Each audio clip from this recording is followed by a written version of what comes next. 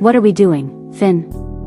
Despite having asked the question, all Bua could see at that moment were the full lips getting closer and closer, so close that it almost made her breathless.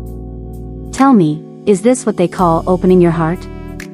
Finja got even closer, and the space between their lips was almost nothing. Bua, half lying down and half sitting on the sofa in her own living room, felt Finja's left arm gently resting on her back. We are just two people who can't stand each other. Bua murmured, as if she's trying to convince herself. And how can someone who can't stand me want me to stop? There was a moment of silence on Bua's part. No.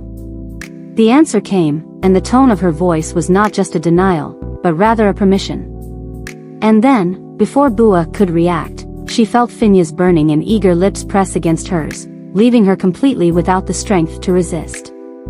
Within seconds, Finja slowly pulled away. I'm not sure what I'm doing. This time, it's Finja who seemed hesitant, as if for a brief moment she stopped to think about what was happening, almost stepping back, but Bua's hand on the back of her head stopped her from going. Not yet. Bua whispered with a trembling voice. I haven't kissed you back yet. The previous hesitation was broken by those words. This time, Finja let Bua do whatever she wanted. Her body and lips moved towards Bua as if she had lost control.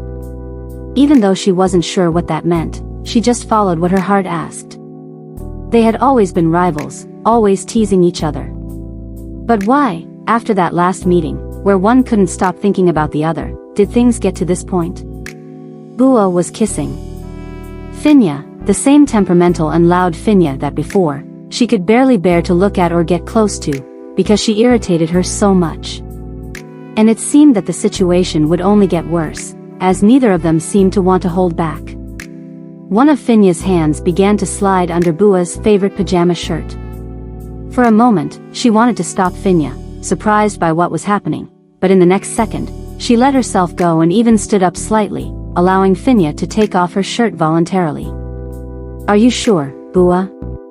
Finja's husky voice whispered the question. And you? Bua returned the question. I want to try. Finja's nose brushed Bua's neck, followed by a soft kiss. She lightly rested her hand on Bua's left shoulder before lifting herself up a little to look at her. Anyway, we won't like or hate each other more than we already do. Finja's lips come down again, gently touching the side of Bua's face, as if she could no longer contain herself. And since we've come to this point, why don't we try doing something different together? Who knows, at the very least, it's a win-win. Finja's words make Bua stare into those dark eyes. Fair enough, she replied after a brief pause. I still don't like you. Finja said, without taking her eyes off Bua, I still want to hit you with a shovel. Bua replied hoarsely, then I see a strange smile appear on the corners of Finja's lips for a brief moment before she leaned her body forward again, starting with a kiss that soon moved to her neck. At this point, Bua just wondered why she's allowing her body and mind to surrender so completely to Finja's intense touch, as if she had lost all strength to resist. And it seems that the answer to the question of why Finja chose to go there, instead of returning home, is beginning to emerge, little by little. Maybe the answer is simple, she missed Bua. That's all. She had feelings for Bua, there was no doubt about that. Although she didn't know what would happen after that night, Finja was ready to accept anything. 5 years of knowing each other, two of them wanting to hit each other over the head with a shovel or exchanging barbs incessantly. Until that moment, Finja realized that she had wasted all that time. All because of rivalries, of a fight for recognition at work. Now, those things seemed meaningless. Bua was always there, right in front of her. Their work desks were only a meter apart, but Finja chose to ignore Bua countless times, leaving her hurt each time. Now, ironically, Finja was the one who felt hurt by her own words.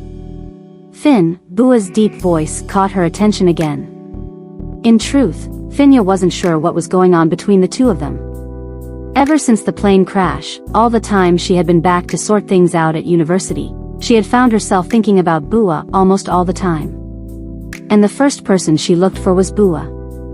Maybe she was losing her mind. But despite that, she felt like she had made the right choice by coming here. If I had known you tasted so good, I wouldn't have wasted so much time arguing with you, Boaloy. Bua's hands gripped the collar of Finya's shirt, her eyes asking for permission. Seeing her nod, she began to unbutton the shirt with her hands trembling slightly.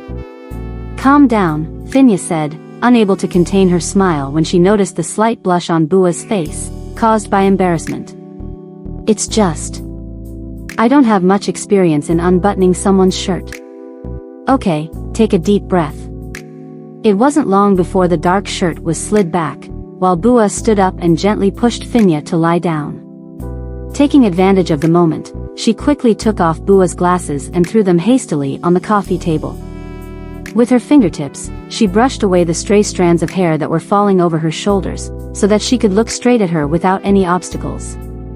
What we're doing seems